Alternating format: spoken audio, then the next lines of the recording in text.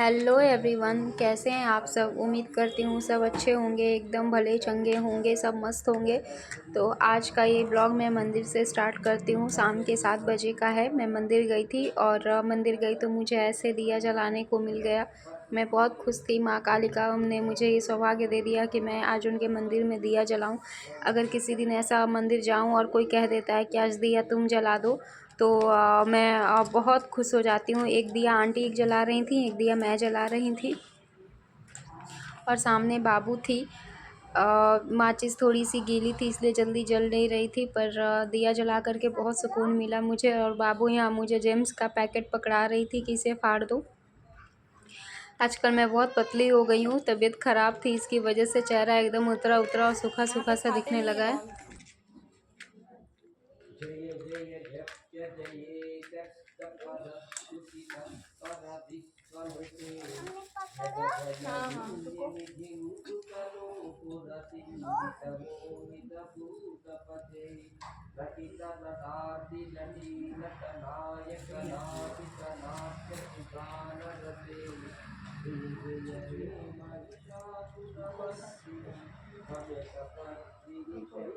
मेरी वीडियो बन गई।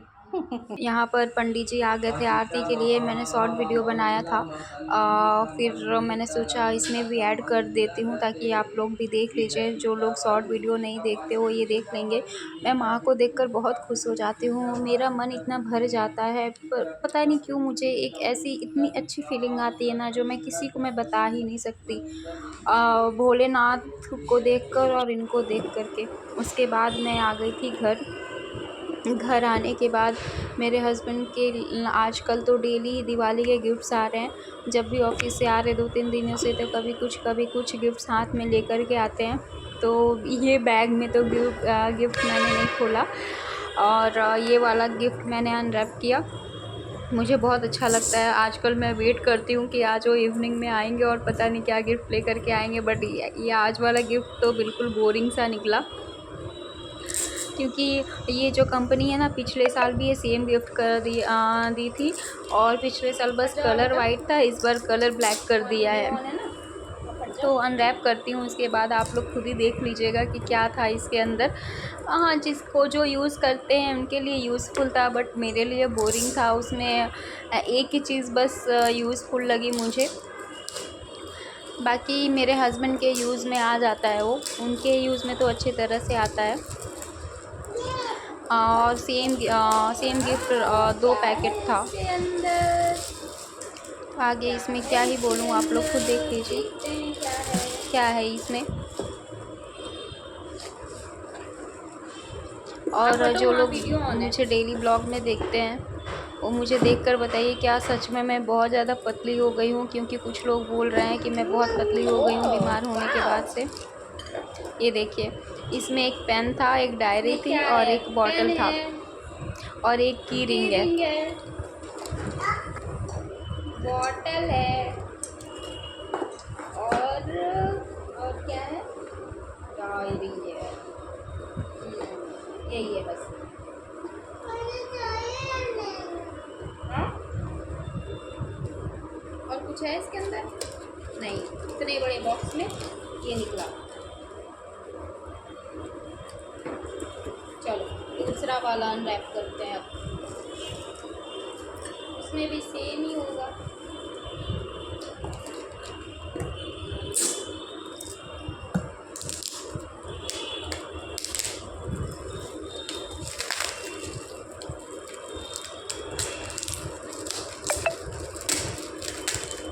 ये देखो इसमें क्या है, देखो इसमें क्या है। देखो पापा आ गए।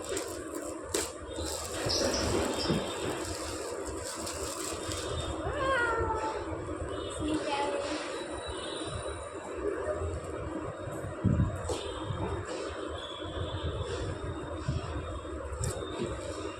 Same product.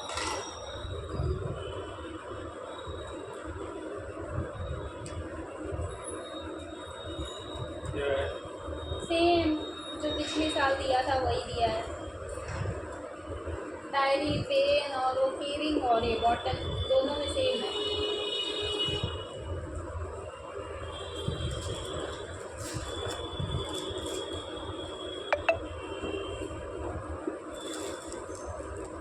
इसके बाद मैं आ गई थी किचन में। ये मेरे हस्बैंड सब्ज़ी बना कर के गए थे, पनीर की सब्ज़ी। ये मैंने चावल बनाया और गिन के मैं 4 या 5 रोटियां बनाती हूँ, बस इतना ही मेरा खाना बनता है। सुबह में 8 रोटी गिन के और शाम को 4 या 5 रोटी गिन के। इसमें से भी मेरी 1 रोटी बची गई है और चावल भी बच गया है।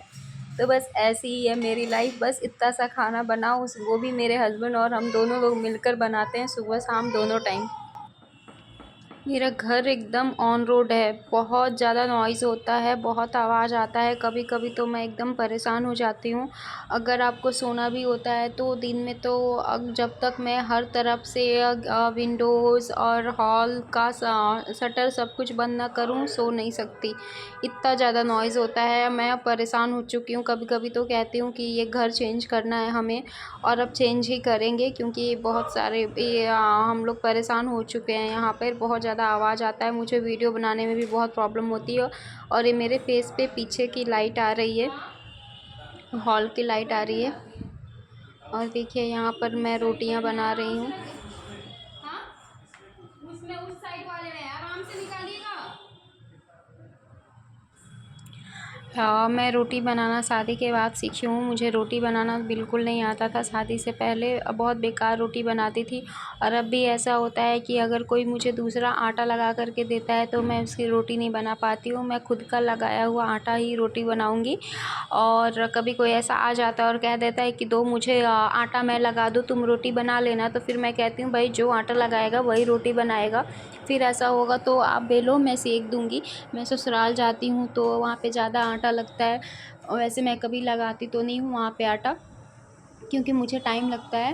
अगर किसी दिन कभी ऐसा हुआ मैं लगाऊं तो ही, वैसे होता नहीं है, रेयर केस में हुआ है, 1-2 बारी ही मैंने वहाँ पे आटा लगाया है।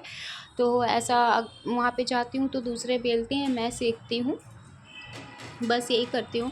अगर मैं खुद सानूँगी तभी मैं बनाऊँगी रोटी। तो ये मेरी एक रोटी यहाँ पे बन कर के रेडी है। देखिए मेरा डेमो, मैं ऐसे ही रोटी बनाती हूँ। बहुत सारा कुकिंग तो मैं शादी के बाद अपने हस्बैंड से सीखी हूँ, और कुछ कुकिंग मैं जब जॉब कर रही थी दिल्ली में, अकेले रहने लग गई, तब कच्चा पक्का बनाते बनाते फिर सीख गई मैं। अब तो फास्ट रोटी बन जाती है, तवा खाली नहीं जाता मेरा। पहले तो एक रोटी बन कर के रेडी होती थी, तब दूसरी की मैं तैयारी करती थी, ऐसा होता था मेरे साथ। उसके बाद ये पनीर की सब्ज़ी रेडी हो गई थी, फिर खाना बन गया था। खाना बन गया था, बट अभी हम लोग खाए नहीं थे। फिर मैंने ऐसे किचन क्लीन कर दिया था। मैं बार बार किचन क्लीन करती हूँ, खाना बनाने के बाद करती हूँ, खाना खिलाने के बाद करती हूँ, बस। उसके बाद खा पी करके हम निकल गए थे बाहर। ये हमारा डेली रूटीन हो गया है। कभी रेयर केस में ऐसा होता है किसी एक दिन नहीं जाते हैं हम लोग, और डेली बाबू का बलून आता है, और डेली हम बाहर से खाना खाने के बाद जाते हैं, फिर भी कुछ ना कुछ ले आते हैं। तो हम ग्वालियर का स्वीट्स लाए थे, और मैं बाहर वेट कर रही थी स्कूटी पे। मेरे हस्बैंड और बाबू अंदर गए थे, वो बर्गर और कोल्ड ड्रिंक लेकर के आए। बस आज के लिए इतना ही, फिर मिलते हैं हम लोग नेक्स्ट ब्लॉग में। Bye bye.